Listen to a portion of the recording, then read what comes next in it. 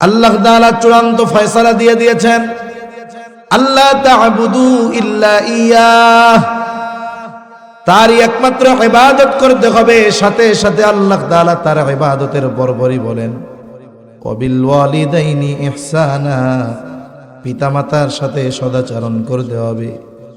ইম্মা ইয়াবলুগান্না আহাদুহুমা আও কিলাহুমা, যদি তার কাছে তার পিতা মাতা উভয়ের মধ্য থেকে একজন অথবা উভয় তার কাছে বার্ধক্যে উপনীত হয়। আল্লাহ তাআলা বলেন, ইম্মা ইয়াবলুগান্না ইনদাকাল কিবারা আহাদুহুমা আও কিলাহুমা ফালা তাকুল লাহুমা উফফিন ওয়ালা তানহারহুমা ওয়া কুল লাহুমা কওলান কারীমা। পিতামাতা দুইজন অথবা একজন যদি তার কাছে বার্ধক্যে উপনীত হয়। এখন মানুষ যখন বার্ধক্যে উপনীত হয় তার মধ্যে কিছু শিশু সুলভ আচরণ আবার ফিরে আসে। আল্লাহ তাআলা বলেন, ফালা তাকুল লাহুমা উফ, তাদের সাথে কোনো ব্যাপারে উফ শব্দটাও ব্যবহার করবা না। তাদের আচরণের দ্বারা যদি বিরক্তি আসে, উফ শব্দটাও তুমি বলবা না। চিন্তা করে দেখেন তাহলে সন্তানের উপরে কেমন আইন প্রয়োগ করছে আল্লাহ তাআলা। যেই কথা বোঝানোর জন্য মূলত বললাম, একটা নারী যখন বাবার ঘরে তার সব খরচ বহন করে তার বাবা, স্বামীর ঘরে তখন সব খরচ বহন করবে স্বামী বাধ্য। বলে স্বামী নাই সন্তান আছে, তার সব খরচ করা সন্তানকে আল্লাহ তাআলা বাধ্য করে দিয়েছে। তার মানে আল্লাহ তাআলা নারীকে যতটুক দিয়েছে সবটুকুই তার থেকে যায়, তার আর কোনো ব্যয় নাই।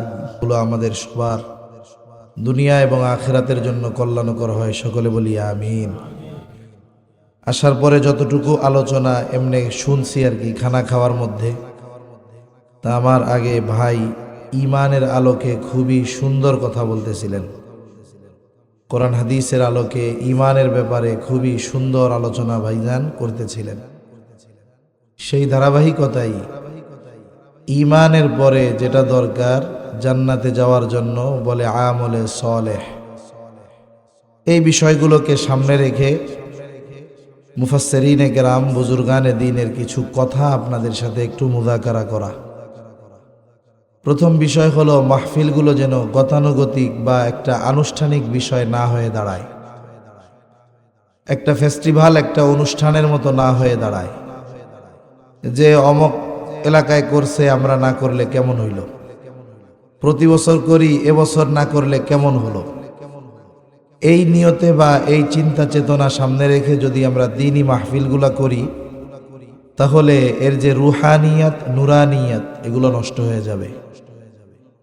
স্বাভাবিকভাবে মসজিদ মাদ্রাসা কেন্দ্রিক মাহফিলগুলোয় মসজিদ মাদ্রাসার উন্নয়নের ব্যাপারে কিছু বলা হয়, এটা কিন্তু স্বাভাবিক, এটা যুগ যুগ ধরে হয়ে আসতেছে। মানুষজন দেওয়ার জন্য প্রস্তুতি নিয়েই আসে। তা আমি এই জায়গায় টাকার স্তূপ দেখে আর মানুষ দেখে চিন্তা করতেছি, এই জায়গায় কি টাকা মাইনসে দিল না জেনে দিল। আমি এটা ভাবতেছি আর কি দেখা যে কত জায়গায় মাহফিল, আমি এমনি বাস্তবিক কথা এমনি আমার মনে হইতেছে টাঙ্গাইলে মাহফিলে যে পরিমাণ মানুষ হয় বা ওই তুলনায় আজকের মাহফিল অনেক বড় না। আর একটা বিষয় হলো আল্লাহর কাছে কবুল হওয়ার জন্য বড় মাহফিল কিন্তু হওয়ার দরকার নাই। আমি হালতের কথা বলতেছি। আমার মনে হয় আমার টাঙ্গাইলের প্রোগ্রামে আজকে সবচেয়ে ছোট আর কম মানুষ, কিন্তু আমি ওই জায়গায় টাকা দেখে ভাবতেছি যে এই জায়গায় এত টাকা আসলো কেমনে। তার মানে মানুষ অল্প হলেও আপনাদের মধ্যে একটা আধ্যাত্মিক শক্তি আছে, রুহানিয়াত আছে, যার কারণে আল্লাহ তাআলা দেখেন মসজিদের জন্য টাকা দরকার, মানুষ কম কিন্তু আল্লাহ তাআলা যথেষ্ট পরিমাণ ব্যবস্থা করে দিয়েছেন, ঠিক কিনা বলেন। আরেকটা বিষয় হলো লাখো শ্রোতার চাইতে অল্প মনোযোগী শ্রোতা ভালো। এজন্য মাহফিলগুলোতে আমরা কষ্ট করে, এই যে ঠান্ডার মধ্যে বসছেন, আমার তো দেখেই কষ্ট লাগতেছে। আমার এইগুলা দেখলে গা জ্বলে।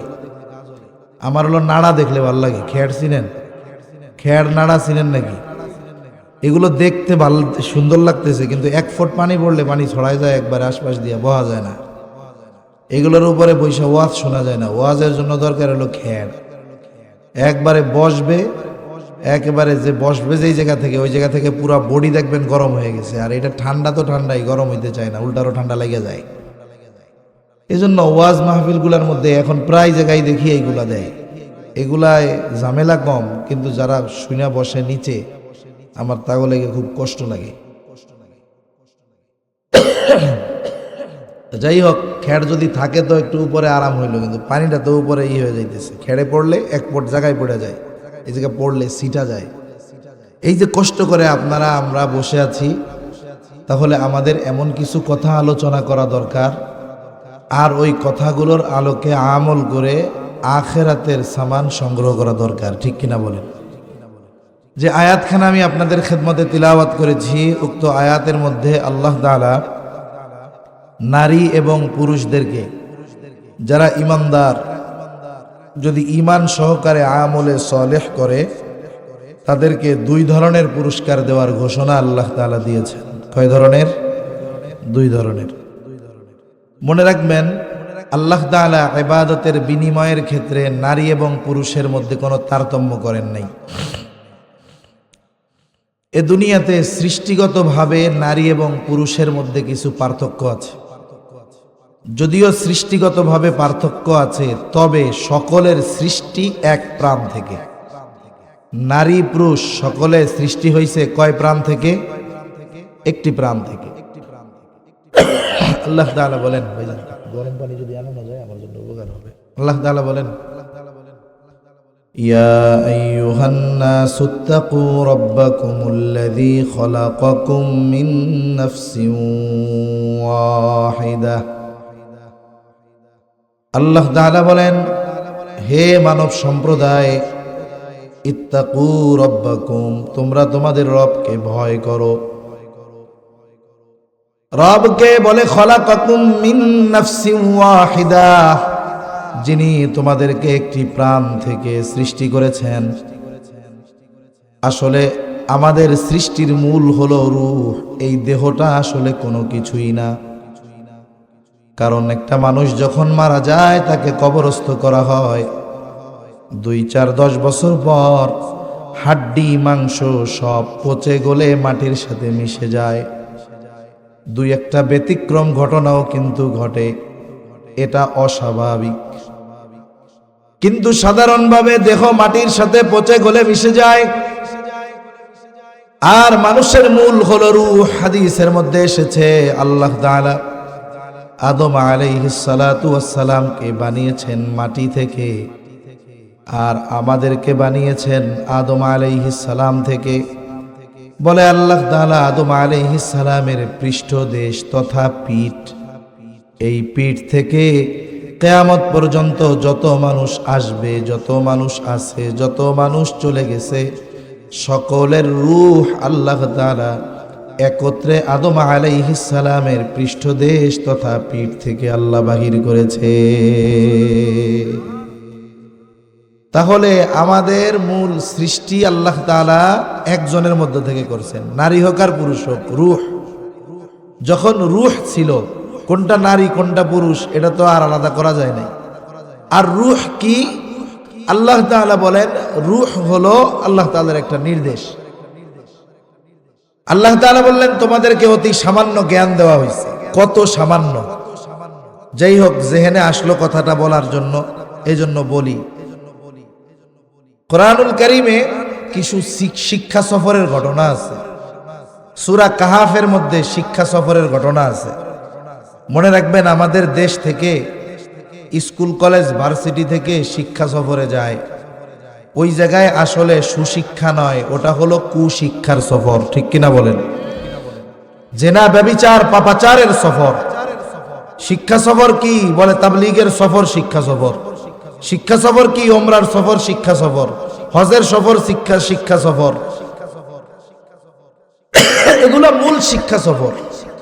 কোরআনুল কারীমের শিক্ষা সফরগুলোর মধ্যে একটা সফর হইল, বলে মূসা আর খিজির আলাইহিস সালাম, এই 2 জনের সফর। এখন মূসা আলাইহিস সালাম আর খিজির আলাইহিস সালামের সফর শুরু হয়েছে। লম্বা কথা, আমার বলার মতো ইচ্ছাও নাই, সময়ও নাই। কেন সফরটা? মূল হলো মজলিসের মধ্যে মূসা আলাইহিস সালাম ওয়াজ করতেছে, বয়ান করতেছে। এর মধ্য থেকে একজন জিজ্ঞাসা করতেছে, সবচেয়ে বড় জ্ঞানী কে, আলেম কে? মুসা আলাইহিস সালাম বলছে, আমি। যৌক্তিক একদিক দিয়ে ঠিক, কারণ আল্লাহ তাআলা যাকে যেই জায়গার নবী বানান, ওই কওম বা সম্প্রদায় বা এলাকার সবচাইতে বড় আলেম ওই নবীই থাকে, তার উপরে কেউ থাকে না। এই দৃষ্টিকোণ থেকে ঠিক, কিন্তু আল্লাহ তাআলার ইচ্ছা তো ভিন্ন রকম। আল্লাহ তাআলা মুসা আলাইহিস সালামের সফরে পাঠাই দিলেন। এখন মুসা আলাইহিস সালামকে খিজির আলাইহিস সালামের কাছে পাঠাইছেন কে? জোরে বলেন না কে? এখন যে মুসা আলাইহিস সালাম কেন আসতেছে খিজির আলাইহিস সালাম জানে না? জানে, আল্লাহ জানাই দিছে তো। এখন যাই হোক, লম্বা কথার পরে দুইজনে সফর শুরু করছে। দুজনের সফরের শুরু কি? বলে দুইজনে একটা নৌকায় সমুদ্র পাড়ি দিবে, পার হবে। এখন দুইজনে নৌকার মধ্যে উঠছে। ওঠার পরে যখন নৌকা মাঝ দরিয়ায় সমুদ্রের মাঝের দিকে গেছে, যারা সমুদ্র পথে সফর করেছেন দেখে থাকবেন যে সমুদ্রের মধ্যে এক ধরনের পাখি আছে, গাংচিল। এরা সমুদ্রের মধ্যেই থাকে। ওদের যখন পানি পান করার দরকার হয়, ওরা উড়ন্ত অবস্থায় ঠোঁট সমুদ্রের সাথে লাগায়া, নদীর সাথে লাগায়া পানি পান করে। উঠতে থাকে, সাথে ঠোঁট লাগায়া কি করে? পানি পান করে। এরকম একটা দৃশ্য খিজির আলাইহিস সালামের চোখে ধরা পড়ছে। খিজির আলাইহিস সালাম মুসা আলাইহিস সালামকে বলতেছে, ভাই দেখো দেখো। এইবার দৃশ্যটা দুইজনেই দেখলো।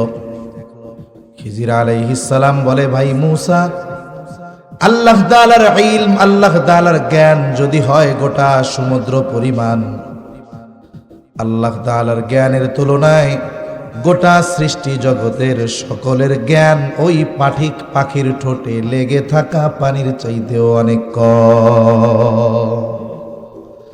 আল্লাহর জ্ঞান যদি হয় গোটা সমুদ্র, আল্লাহ তাআলার জ্ঞানের তুলনায় গোটা সৃষ্টি জগতের গোটা মাখলুক যত আছে সকলের জ্ঞান হলো পাখির ঠোঁটে লেগে থাকা যে পরিমাণ পানি, বলে তার চেয়েও কম। সুবহানাল্লাহ বলে।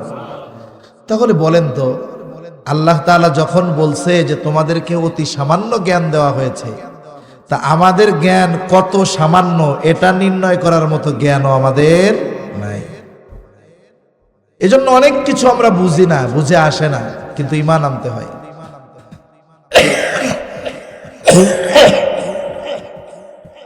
তাহলে যে কথার থেকে গেলাম যে মানুষের রূহ হলো মূল। আল্লাহ তাআলা নারী পুরুষ এক প্রাণ থেকে বের করেছেন। সৃষ্টিগতভাবে এই দেহ গঠনগতভাবে কিছু পার্থক্য নারী পুরুষের মধ্যে আছে। যেমন নারী সন্তান ধারণে সক্ষম, পুরুষ সন্তান ধারণে সক্ষম নয়। নারী সন্তানকে দুধ পান করাতে সক্ষম, বলে পুরুষ এটাতে সক্ষম নয়। স্বাভাবিকভাবে গঠনগত যে পার্থক্য, এটা আমরা সকলেই জানি। এবার আসেন শরীয়তের দিক দিয়ে কি পার্থক্য। বলে অন্যতম পার্থক্য হলো, একটা নারী যখন বালেগা হয়, ওই সময় থেকে নিয়ে 50-55 বছর পর্যন্ত মাসে 3 থেকে 10 দিন সে অসুস্থ থাকে। আর এই সময়গুলাতে আল্লাহ রাব্বুল আলামিন তার জন্য নামাজ না পড়াকে আবশ্যকীয় করে দিয়েছেন, এবং এই সময়ের নামাজগুলো পরে কাজাও করা লাগে না। আল্লাহ তাআলা এই নামাজগুলো তাকে মাফ করে দিয়েছে। শরীয়তের আর একটা পার্থক্য কি? বলে সম্পদ বন্টনের ক্ষেত্রে পার্থক্যটা কি? বলে নারীকে যা দেওয়া হয় তার দ্বিগুণ দেওয়া হয় পুরুষকে। আল্লাহ তাআলা এই বন্টন রীতি নির্ধারিত করে কোরআনুল কারীমের মধ্যে জানায় দেন, ইউসিকুমুল্লাহু ফি আওলাদিকুম লিযযাকারি মিসলু হাযযিল উনসায়াইন। আল্লাহ তাআলা বলেন ইউসিকুমুল্লাহ, আল্লাহ তাআলা ওসিয়ত করতেছেন ফি আওলাদিকুম, তোমাদের সন্তানদের ব্যাপারে। কি ওসিয়ত? বলে লিযযাকারি মিসলু হাযযিল উনসায়াইন, তোমাদের ছেলেদের জন্য 2 কন্যার সমপরিমাণ। তার মানে 2 জন কন্যা যতটুকু সম্পদ পাবে, একজন ছেলে ততটুকু সম্পদ পাবে। বলেন না এই বন্টন নির্ধারিত করেছেন কে? বিশেষ করে ইসলাম বিদ্বেষীরা এই বিষয়টাকে সামনে এনে বলতে চায় ইসলাম নারীকে ঠকাইছে, ইসলাম নারীকে সমান অধিকার দেয় নাই। নাউজুবিল্লাহ। কিন্তু বাস্তবতা কি? বলে কিছু জিনিস আছে দেখা যায় কম, কিন্তু এটার মধ্যে বরকত আছে। উদাহরণ দিই তাইলে বুঝতে সহজ হবে। মনে করেন 1 লোক চাকরি করে, তার বেতন হইল 15,000 টাকা। আর একজন চাকরি করে, বেতন হইল 30,000 টাকা। স্বাভাবিক সময় ইসলাম পূর্ব সময় নারীদেরকে বোঝা মনে করা হইতো। এমন কি কাউকে যদি সংবাদ দেওয়া হইতো, সে যদি সংবাদ পাইতো তার মেয়ে হইছে, সে আর লজ্জায় মুখ মানুষে দেখাইতে চাইতো না, যতক্ষণ না ওই কন্যা সন্তানটাকে সে দাফন না করতে পারে জমিনে, ততক্ষণ পর্যন্ত। তার মানে জাহেলিয়াতের সময় ইসলাম পূর্বকালীন একটা মেয়ের বেঁচে থাকারই অধিকার ছিল না, সম্পদের অধিকার তো সে বহুত পরে। কিন্তু ইসলাম আসলো, নবীজি সাল্লাল্লাহু আলাইহি ওয়াসাল্লাম নারীদের বেঁচে থাকার অধিকার প্রতিষ্ঠিত করলেন। শুধু তাই না, নারীকে সৌভাগ্যের প্রতীক হিসাবে নবীজি অভিহিত করলেন। নবীজি জানায় দিলেন 2টা কন্যা হয়েছে, যথাযথভাবে তাকে লালন পালন করলো, দিন শেখালো, দিনদার পাত্রের হাতে তুলে দিল। নবীজি জানায় দেন সেই ব্যক্তি 2টা জান্নাতের মালিক হয়ে গেল। বেশি যদি হয় এই ফজিলত জারি থাকবে, যত হবে হোক, কোনো সমস্যা নাই। আর ইসলাম পূর্বকালীন সময় তার বেঁচে থাকারই অধিকার ছিল না। এইবার আসেন, একজনের একটা মেয়ে হয়েছে, মেয়ে হওয়ার পরে এই মেয়ের খরচ বাবা চালাতে বাধ্য কতদিন বলেন তো?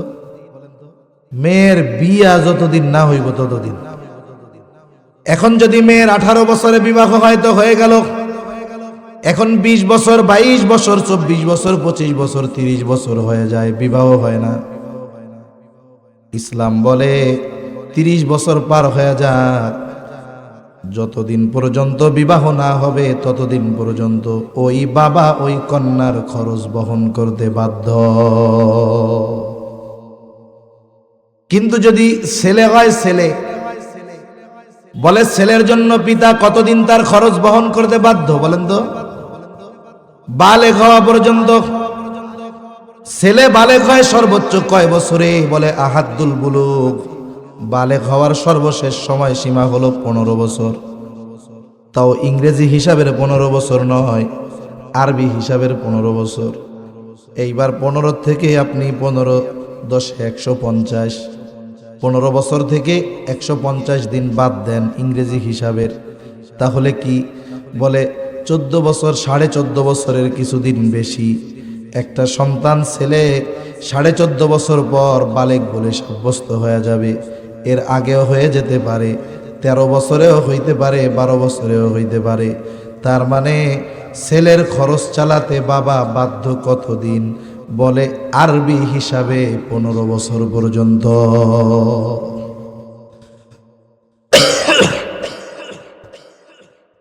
এই বালেগ হওয়ার পরে বাপ যদি বলে যে আমি তোমার খরচ আর চালাইতে পারবো না, বলেন তো এ কথা বলার অধিকার বাবার আছে না নাই?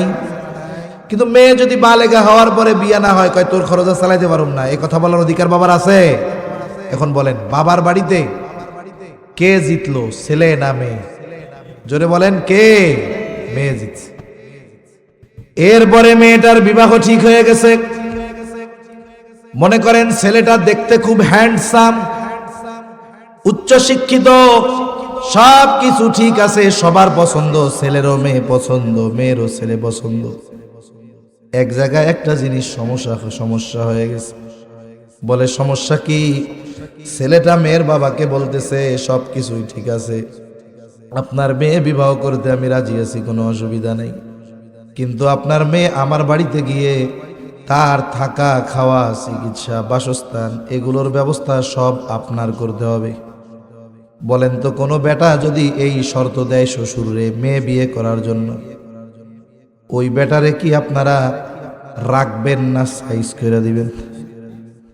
বেটা বিয়ে করতে আইসে, বউ জ্বালাইতে পারবে না, খাওয়াইতে পারবে না।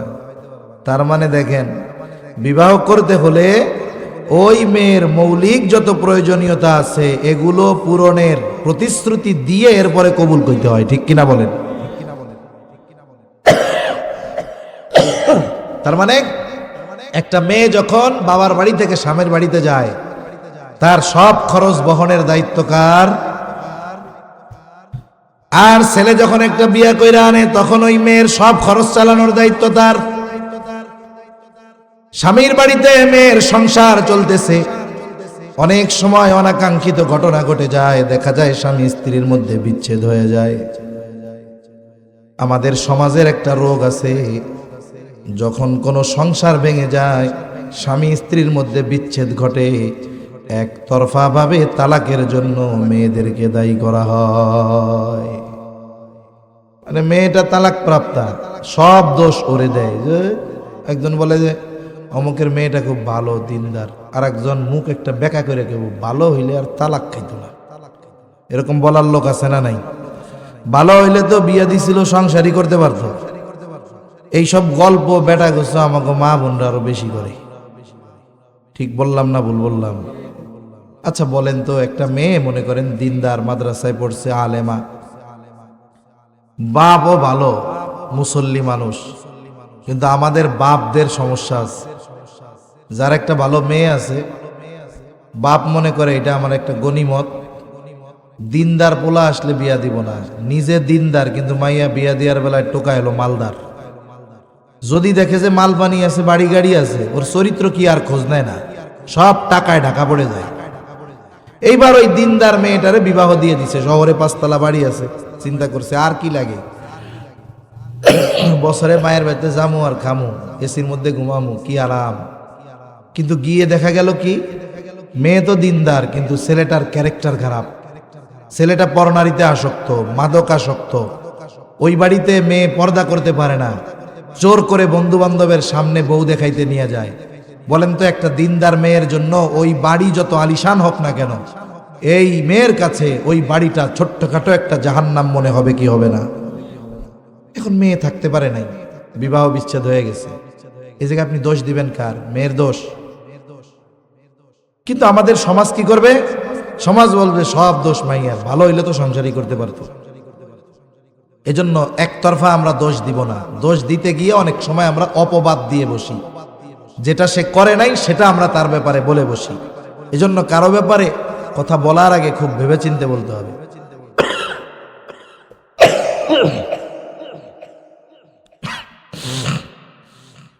আল্লাহ না করুন, মনে করেন মেয়েটার বিবাহ বিচ্ছেদ হয়ে গেল, আবার পুনরায় বাবার বাড়িতে ফিরে আসলো। এখন আবার এই সন্তানটাকে বোঝা মনে করা যাবে না, বলে আবার যতদিন পুনরায় ওই মেয়েটার অন্য কোথাও বিবাহ না হবে, ততদিন পর্যন্ত তার বাবা আবার তার খরচ বহন করতে বাধ্য। আর যদি স্বাভাবিক জীবন ঠিক থাকে, এবার মেয়েটা সন্তান আল্লাহ দিয়েছে, সন্তান বড় হয়েছে, স্বামী মারা গেছে, স্বামী মারা গেছে, তাতে কি আল্লাহ তাআলা স্পেশাল ভাবে কোরআনের আয়াত নাজিল করে নবীজি স্পেশাল নির্দেশনার মাধ্যমে ওই সন্তানদেরকে মাতা পিতার প্রতি সদাচরণ করার নির্দেশ দিয়েছে। মনে করেন মা বেঁচে আছে, বাবা নাই, সন্তান আছে, নবীজির হাদিস আছে না প্রসিদ্ধ, মেম্বারে উঠতেছে আর কয় আমিন আমিন 3 বার বলছে। জিজ্ঞাসা করছে সাহাবায়ে কেরাম, আমিন বললেন কারণ কি? এর মধ্যে একটা কারণ যে তার বৃদ্ধ মা বাবাকে পাইল, অথবা দুজনের একজনরে পাইল, কিন্তু তাদের সন্তুষ্টি অর্জন করতে পারলো না, তাদের খেদমত সন্তুষ্টির মাধ্যমে জান্নাত কামাই করতে পারলো না, সে ধ্বংস হোক। দোয়া করছে রুহুল আমিন, আর আমিন বলছে রহমাতুল লিল আলামিন। বলেন তো এই দোয়া যে কবুল হয়েছে কোনো সন্দেহ আছে? আবার আল্লাহ তাআলা বলেন ওয়াকাদা রাব্বুকা আল্লা তা'বুদু ইল্লা ইয়্যাহু ওয়া বিল ওয়ালিদাইনি ইহসানা ইম্মা ইয়াবলুগান্না ইনদাকাল কিবারা আহাদুহুমা আও কিলাহুমা ফালা তাকুল লাহুমা উফফিন ওয়ালা তানহারহুমা ওয়া কুল লাহুমা কওলান কারীমা। আল্লাহ তাআলা চূড়ান্ত ফয়সালা দিয়ে দিয়েছেন, আল্লাহ তা'বুদু ইল্লা ইয়াহ, তারই একমাত্র ইবাদত করতে হবে। সাথে সাথে আল্লাহ তাআলা তার ইবাদতের বরবরই বলেন ওয়াবিল ওয়ালিদাইনি ইহসানা, পিতামাতার সাথে সদাচরণ করতে হবে। ইম্মা ইয়াবলুগান্না আহাদুহুমা আও কিলাহুমা, যদি তার কাছে তার পিতা মাতা উভয়ের মধ্য থেকে একজন অথবা উভয় তার কাছে বার্ধক্যে উপনীত হয়। আল্লাহ তাআলা বলেন ইম্মা ইয়াবলুগান্না ইনদাকাল কিবারা আহাদুহুমা আও কিলাহুমা ফালা তাকুল লাহুমা উফফিন ওয়ালা তানহারহুমা ওয়া কুল লাহুমা কওলান কারীমা। পিতামাতা দুইজন অথবা একজন যদি তার কাছে বার্ধক্যে উপনীত হয়। এখন মানুষ যখন বার্ধক্যে উপনীত হয় তার মধ্যে কিছু শিশু সুলভ আচরণ আবার ফিরে আসে। ছোটবেলার কিছু আচরণ বুড়া মানুষের মধ্যে চলে আসে, এটা সৃষ্টিগতভাবে হয়। এখন কি হয়, ছোটকালের শিশুকালের শিশু সুলভ আচরণ ভাল লাগে, কিন্তু বুড়া মানুষের শিশু সুলভ আচরণ এটা বিরক্তি লাগে। কথা কি বুঝতেছেন নাকি? মনে করেন আপনার ছোট বাচ্চা এন একটা জিনিস দেখে জিজ্ঞাসা করে আব্বু এটা কি? আপনি বলেন এটা বাঁশ। এটা কি? বাঁশ। ওইটা কি? বাঁশ। 100 বারও যদি বলে আপনি বিরক্ত হন না, হাসি মুখে 100 বার তার কথার জবাব দেন। কিন্তু যখন একটা মানুষ বার্ধক্যে পৌঁছায় যায়, তার স্মৃতিশক্তি লোপ পায়, স্মরণ শক্তি লোপ পায়, কমে যায়, তখনও উনি মাঝে মধ্যে একটা জিনিস বারবার জিজ্ঞাসা করে, একবার দুইবার জিজ্ঞাসা করার পরে দেখা যায় কি হয়, সন্তানরা বিরক্তি হয়ে গেছে, এক জিনিস এতবার জিজ্ঞাসা করে নাকি। এই আচরণটা করতে মানা করছেন কে? আল্লাহ তাআলা বলেন ফালা তাকুল লাহুমা উফ, তাদের সাথে কোনো ব্যাপারে উফ শব্দটাও ব্যবহার করবা না। তাদের আচরণের দ্বারা যদি বিরক্তি আসে, উফ শব্দটাও তুমি বলবা না। চিন্তা করে দেখেন তাহলে সন্তানের উপরে কেমন আইন প্রয়োগ করছে আল্লাহ তাআলা।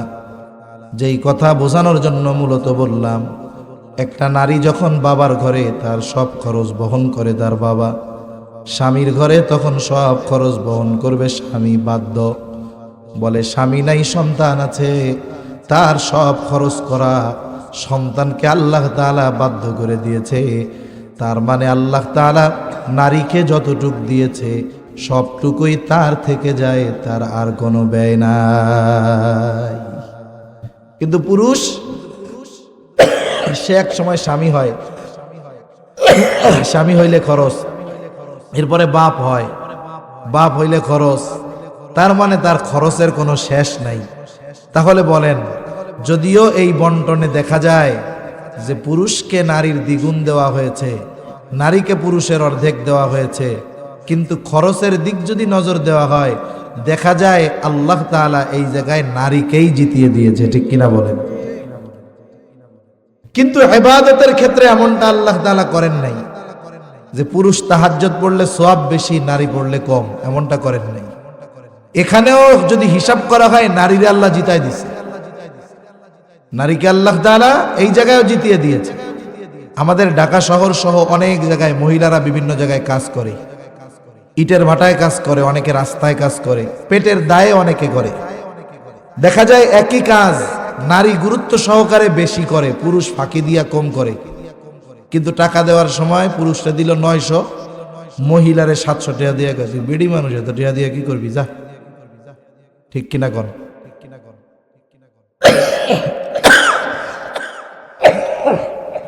কথা বলা যায়, এই হলো অবস্থা। কিন্তু আল্লাহ তাআলা কম দেন না। তাহলে মূল কথার দিকে যাই। আল্লাহ তাআলা বলেন পুরুষ অথবা নারী সে যে হয় হোক, মান আমিলা সালিহাম মিন যাকারিন আও উনসা, যে নেক আমল করে, আমলে সালেহ করে, হোক নারী অথবা পুরুষ, ওয়া হুয়া মুমিন, গুরুত্বপূর্ণ শর্ত হইল যে সে মুমিন। তাহলে কথাটা যদি সোজাভাবে বলা হয়, মুমিন নারী অথবা পুরুষ যখন নেক কাজ করে, নেক আমল করে, তাহলে কি হবে? আল্লাহ তাআলা বলেন, আমি আল্লাহ তাকে 2 ধরনের পুরস্কার দান করব। তাহলে প্রথম কম্পালসারি শর্ত হলো ঈমান, 2 নাম্বার শর্ত আল্লাহ তাআলা দিয়েছেন আমলে সালেহ। এখন আমলে সালেহ কাকে বলে, এইটা নিয়েই কয়েকটা কথা।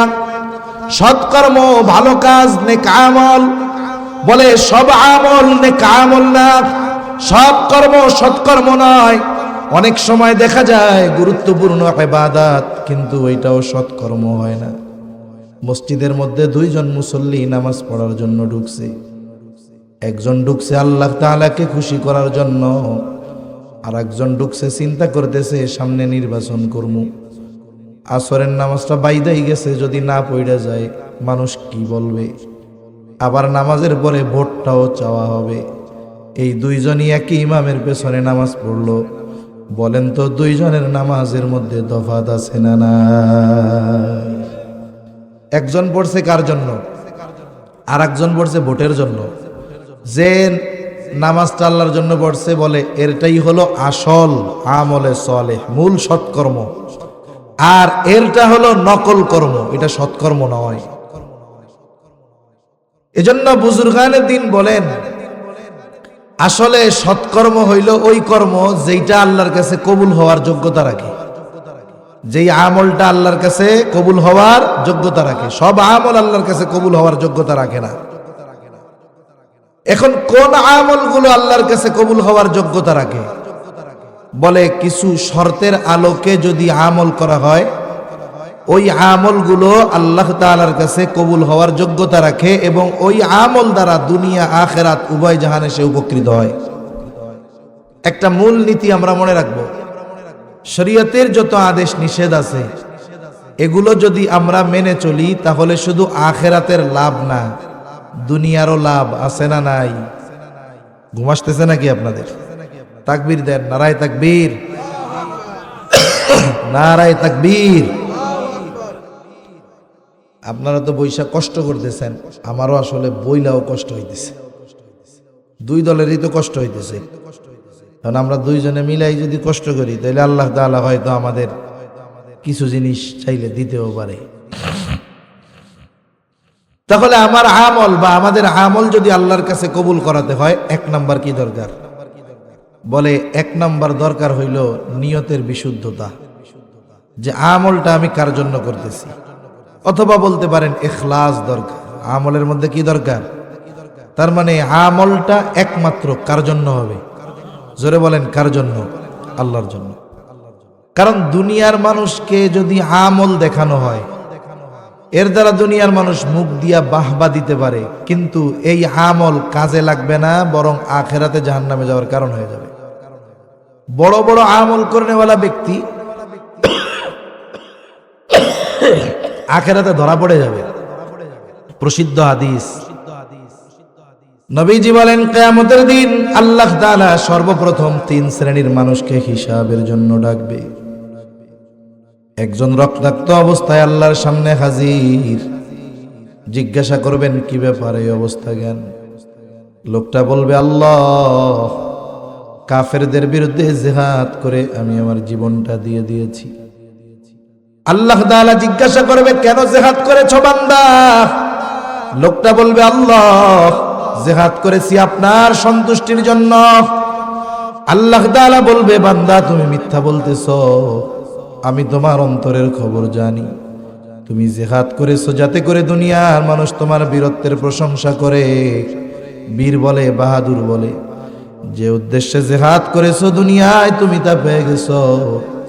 সুতরাং আজকে আমি আল্লাহর তরফ থেকে তোমার জন্য কিছু নাই, তুমি চলে যাও, তোমার ঠিকানা হলো জাহান্নাম। আল্লাহ তাআলা একজন দানবীরকে ডাকবে, জিজ্ঞাসা করবে, এত সম্পদ কি করছো? বলে, দান করছি। কি জন্য দান করেছো? লোকটা বলবে, আল্লাহ, আপনার সন্তুষ্টির জন্য দান করেছি। আল্লাহ তাআলা বলবে, বান্দা মিথ্যা বলতেছ, তুমি দান করেছো যাতে করে দুনিয়ার মানুষ তোমার দানের প্রশংসা করে। দানবীর বলে, সমাজ সেবক বলে, বান্দা যে উদ্দেশ্যে দান করেছো দুনিয়ায় তুমি তা পেয়ে গেছো।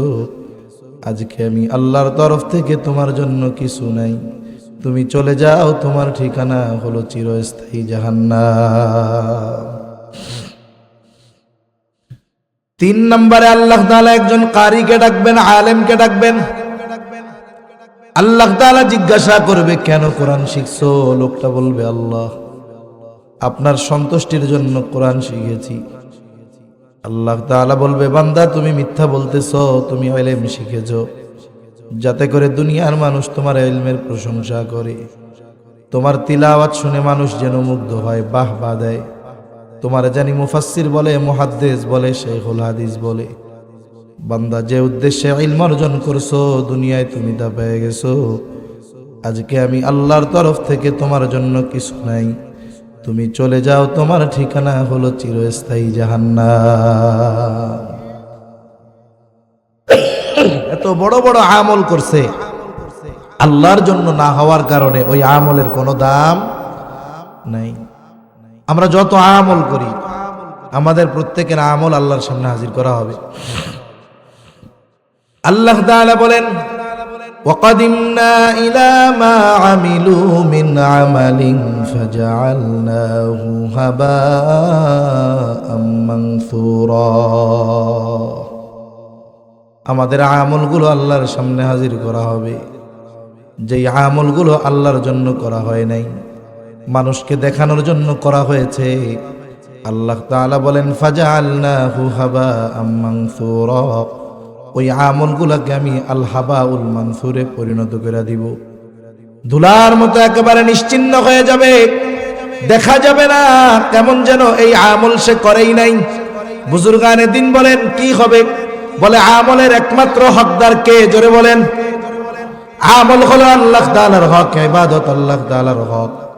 হাদিসের মধ্যে আসছে, নবীজি বলেন, আল্লাহর হক হলো তারই ইবাদত করা, তার সাথে শিরিক না করা। এখন বলেন তো, কেউ যদি ওই ইবাদত মানুষের বাহবা পাওয়ার জন্য করে, মানুষকে দেখানোর জন্য করে, তাহলে হক নষ্ট হয় কার? আর ইবাদত মানুষকে দেখানোর উদ্দেশ্যে করলে এটা হয় রিয়া, শিরকের একটা প্রকার হয়। তাহলে যেই ইবাদত শিরক মিশ্রিত, ভেজাল, ওই ইবাদত আল্লাহর কাছে কবুল হবে? ব্যাংকে টাকা একটা নিয়ে গেছে, দেখতে তো 500 টাকার নোটের মতোই লাগে, কিন্তু টাকাটা হইলো জাল, মেশিনে ধরা পড়ছে। বলেন তো, ব্যাংক কর্তৃপক্ষ কি আপনাকে ওই টাকাটা আবার ফেরত দিবে নাকি? কি করবে কোন তো? ফুং ফুং করে একবারে ঝাঁঝরা বানায় ফেলবে। আপনি আমি যদি বেশি তিডিং বিডিং করি, তাহলে কবে যে জাল টাকার মামলা দিয়ে কিন্তু ধরাই দিব। তাহলে উল্টা কি হবে? টাকা বাদ, উল্টা আরো শাস্তি পাওয়া লাগতে পারে, ঠিক কিনা বলেন? বলে ইবাদতে ভেজাল ঢুকছে, ইবাদত বাদ, উল্টা কি হবে? বলে ইবাদতের হক ছিল আল্লাহ তাআলার, করে নাই, বাতিল। এই যে শিরিক মিশ্রিত ইবাদত, শিরক হইছে, কয় এজন্য লোকের শাস্তি জাহান্নাম। এজন্য ইবাদত যতটুকুই করি একমাত্র কার সন্তুষ্টির জন্য করব? জোরে বলেন। এজন্য দেখা যাবে যে আল্লাহর জন্য ছোট আমল কইরা মাফ পেয়ে গেছে, আবার অনেক বড় আমল কইরা ধরা খেয়ে গেছে, কিন্তু আল্লাহর জন্য না করার কারণে। ওই যে এক দুশ্চরিত্রা নারী, দেখেন, কুকুরে পানি পান করাইছে, কুকুরকে পানি পান করাইছে, আল্লাহ তাআলার কাছে এটা পছন্দ হয়ে গেছে। নবীজি বলেন, এই কারণে আল্লাহ তাআলা মাফ করে দিবে। সুবহানাল্লাহ।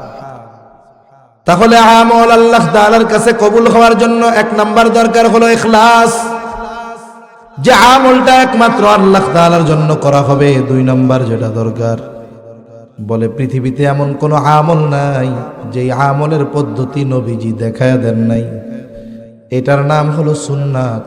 তার মানে আমার আপনার ইবাদত আমলটা হতে হবে নবীজির তরিকায়।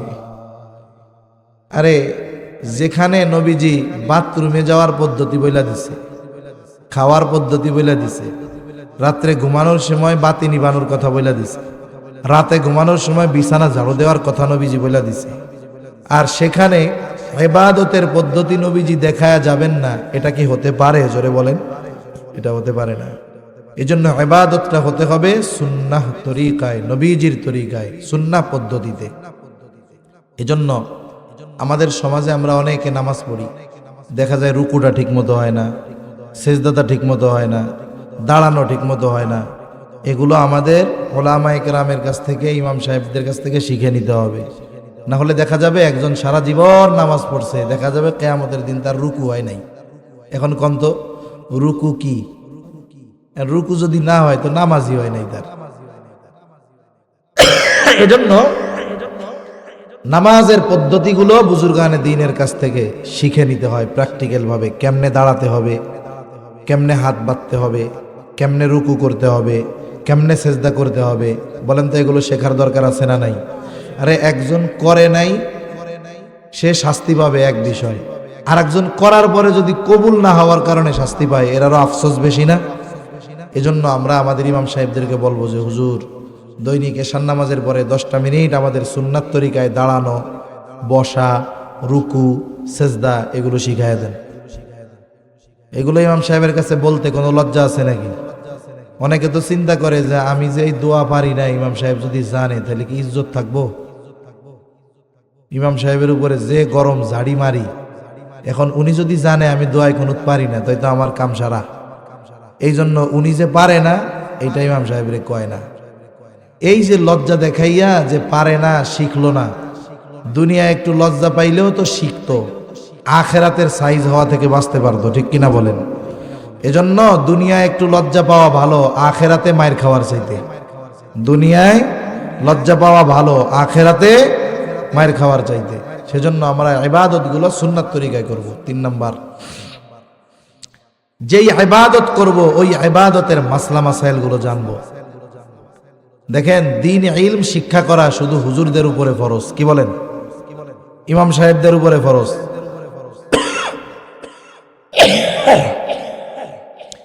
রাসূলুল্লাহ সাল্লাল্লাহু আলাইহি ওয়াসাল্লাম বলেন, তালাবুল ইলমি ফরিদাতুন আলা কুল্লি মুসলিম। দ্বীন ইলম শিক্ষা করা প্রত্যেক মুসলমান নরনারীর উপরে ফরজ।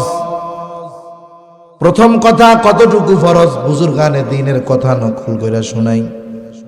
বলে একটা মানুষ শরীয়তের উপরে চলার জন্য যতটুকু দরকার ততটুকু শিক্ষা করা ফরজ। কিন্তু আর একদল বলে না, আর একটু বেশি ফরজ। কতটুক? বলে নিজে শরীয়তের উপরে চলতে, অধীনস্থদেরকে চালাতে যতটুকু ইলমে দ্বীন দরকার ততটুকু শিক্ষা করা সকল মুসলমানের জন্য ফরজ। এখন বলেন, লম্বা কথার দিকে যাব না। মনে করেন একজন নামাজে দাঁড়াইছে, নামাজের বাহিরে ভিতরে কয় ফরজ? জোরে কন, আর জোরে, কয় ফরজ? বলেন তো, যদি 13 ফরজ থেকে একটা ফরজ ছুটে যায়, নামাজ থাকবে না যাবে? যেই আল্লাহর বান্দার 13 ফরজ জানা নাই, দেখা যাবে নামাজের মধ্যে ফরজ ছুটে যায়, টেরও পায় না। আল্লাহর বান্দা টের পাক আর না পাক, বলেন তো তার নামাজ থাকবে নাকি বাদ হয়ে যাবে?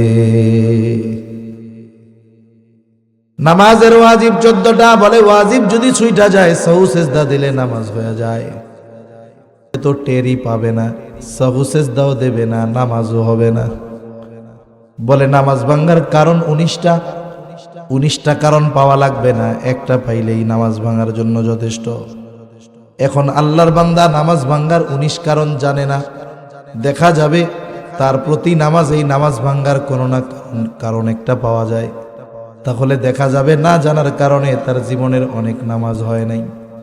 আবার দেখেন, অজু ভাঙ্গার কারণ 7টা জানতে হবে, কারণ নামাজের মধ্যেও যদি অজু ভাঙ্গার কারণ একটা পাওয়া যায়, অজু ছুইটা যাবে, তো নামাজ হবে না। আবার দেখেন, অজুর ফরজ, গোসলের ফরজগুলো জানতে হবে।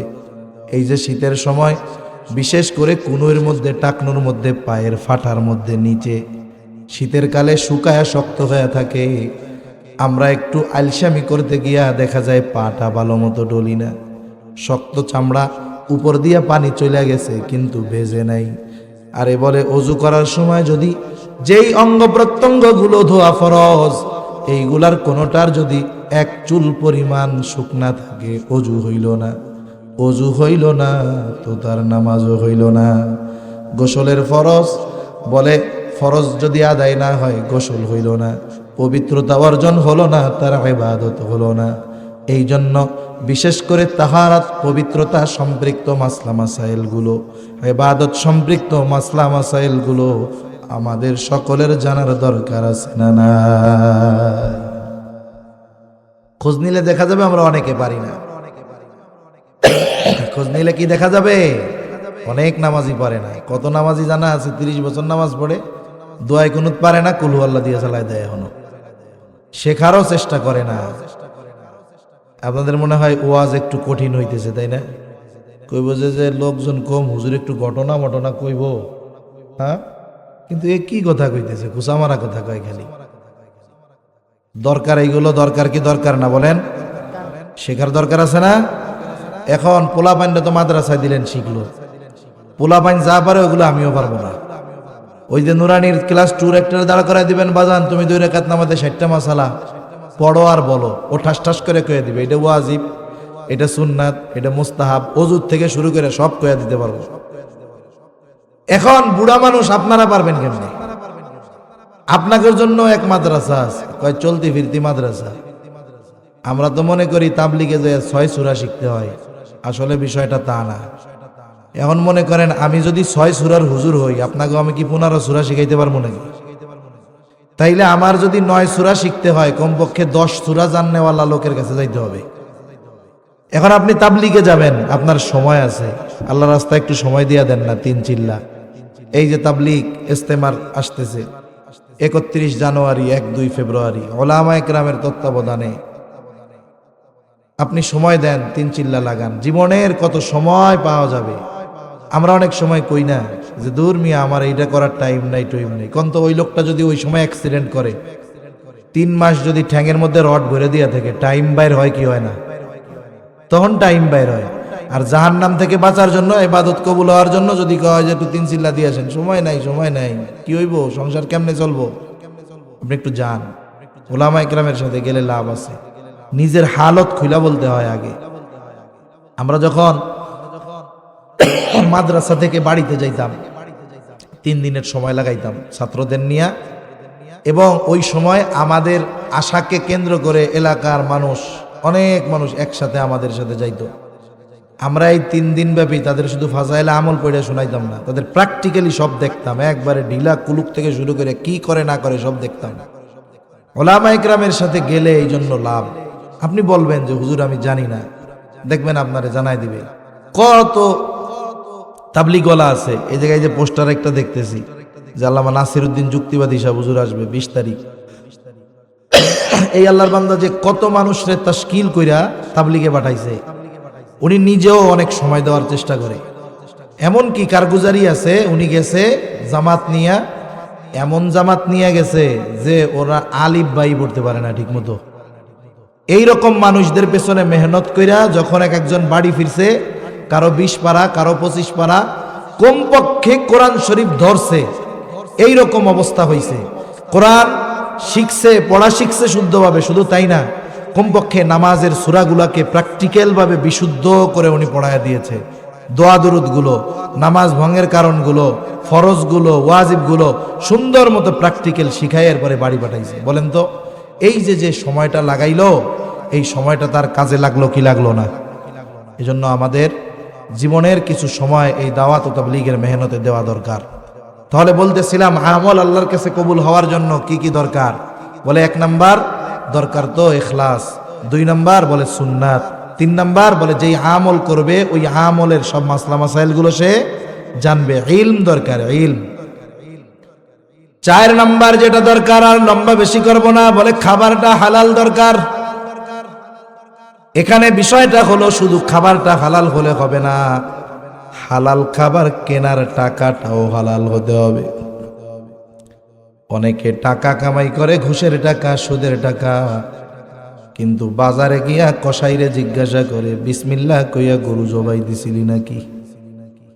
পকেটে ঘুষের টাকা, কসাইরে যায় কি কয় যে বিসমিল্লাহ কইছিলি? ওই যে ইচ্ছা কইরা বিসমিল্লাহ যদি বাদ দিয়া দেয় তাহলে তো আর হালাল প্রাণীর গোশত হালাল থাকলো না। কসাইও চালাক, কই শুনেন নামাজ কালাম পড়ি না, এটা আল্লাহর হক, আল্লাহ চাইলে মাফ করে দিব, কিন্তু ইচ্ছা কইরা বিসমিল্লাহ বাদ দিয়া যদি এই গোশত খাওয়াই হইব হারাম, এটা তো আর আপনি আল্লাহ মাফ করব না। সেজন্য নামাজ কালাম না পড়লেও বিসমিল্লাহ কইতে বলি নাই। এবার কয় দে 20 কেজি গোশত দে রে, রমজান মাস আসতেছে দে। পকেটের থেকে টাকা বের করছে ঘুষের, ও চিন্তা করতেছে আমি হালাল গোশত কিনে নিয়ে চলে গেলাম। এজন্য উপার্জনটাও হালাল হওয়ার দরকার আছে না নাই? অনেকে মনে করে মনে হয় সুদ ঘুষ খালি হারাম, না না।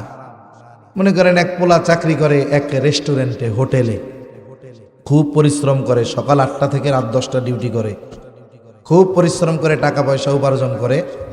এখন বাড়ি এসে কয় যে আমি আমার কাজে কোনো ফাঁকি দিই না, খুব পরিশ্রম করে উপার্জন করি, আমার টাকায় কোনো ভেজাল নাই।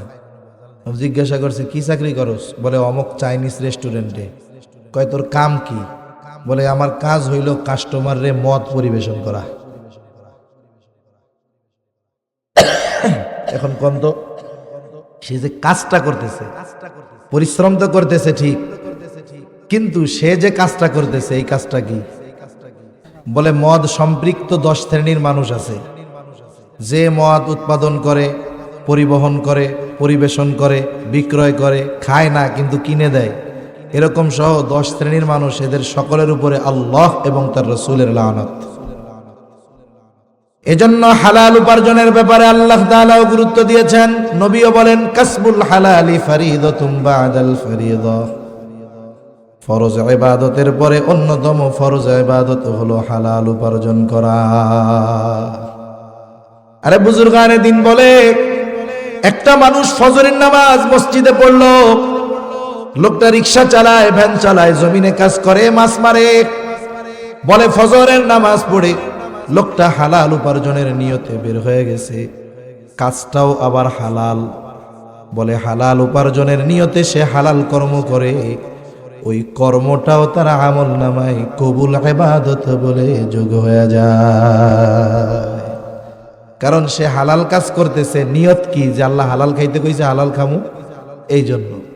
এই জন্য আমাদের সমাজে কিছু ছোট পেশার মানুষ আছে, আমরা এদেরকে তিরস্কার করি। এই ছোট পেশার, হালাল পেশার ছোট ছোট কর্ম যারা করে, এদের কর্ম নিয়ে অনেক সময় আমরা তিরস্কার করি। মনে করেন একজন মাছ মারে, কাজটা কি হালাল না হারাম? হালাল। মাঝে মধ্যে ওরে গালি দেয়, জাইলের বেড়া জাইলে। খবরদার, এই কাজ কখনো করা যাবে। সেজন্য যে হালাল উপার্জনের নিয়তে হালাল কর্ম করে, এর কাজ যত ছোট হোক, তাকে এই কর্মের কারণে খোঁটা দেওয়া যাবে না। সাথে সাথে হালাল উপার্জনের সাথে সাথে খাবারটাও হালাল হতে হবে। বলে যার খাবার উপার্জন হালাল নয়, হারাম, তার জন্য বড় বড় কয়েকটা ক্ষতি আছে। 1 নাম্বার ক্ষতি, বলে তার দোয়া আল্লাহ তাআলা কবুল করবেন না। বলে যার পোশাকটা হারাম টাকার, দেহটা হারাম খাবার দিয়ে গঠিত, দোয়া কবুলের যত জায়গা আছে, যত সময় আছে, ওই সময়গুলোতে, ওই স্থানগুলোতে দোয়া কবুল হয়। আরাফার ময়দানেও দোয়া কবুল হয়। বলে এই হারামের সাথে জড়িত যেই ব্যক্তি, কোন জায়গায় আল্লাহ তাআলা তার দোয়া কবুল করবে না। 2 নাম্বার, তার ইবাদত কবুল হয় না। কুরআনুল কারীমের মধ্যে আল্লাহ তাআলা বলেন, ইয়া আইয়ুহার রাসূলু কুলু মিনাত তাইয়্যিবাতি ওয়া'মালু সলিহা। সব রাসূলগণের উপরে আল্লাহ তাআলার এক নির্দেশ, হে রাসূলগণ, কুলু মিনাত তাইয়্যিবাত, আপনারা পবিত্র খান। এরপরে আল্লাহ তাআলা বলেন ওয়া'মালু সলিহা, আর আমলে সলিহ করেন। বুজুর্গানে দিন বলেন, খাবার যদি পবিত্র না হয়, তাহলে আমল আল্লাহ তাআলার কাছে কবুল হয় না। 3 নাম্বার বড় ক্ষতি, নবীজি বলেন লা ইয়াদখুলুল জান্নাতা জাসাদুন গুযিয়া বিল হারাম। নবীজি বলেন হারাম ভক্ষণকারীর শরীর জান্নাতে প্রবেশ করবে না। এখন চিন্তা করে দেখেন, হারাম উপার্জন, হারাম খাবারের কারণে যদি দোয়া কবুল না হয়, ইবাদত কবুল না হয়, জান্নাতে যদি না যাওয়া যায়, এর চাইতে বড় ক্ষতি একটা মানুষের আর কি হতে পারে? এজন্য আমরা দৃঢ় প্রতিজ্ঞাবদ্ধ হব, আমরা হারামের সাথে জড়াবো না, ইনশাআল্লাহ।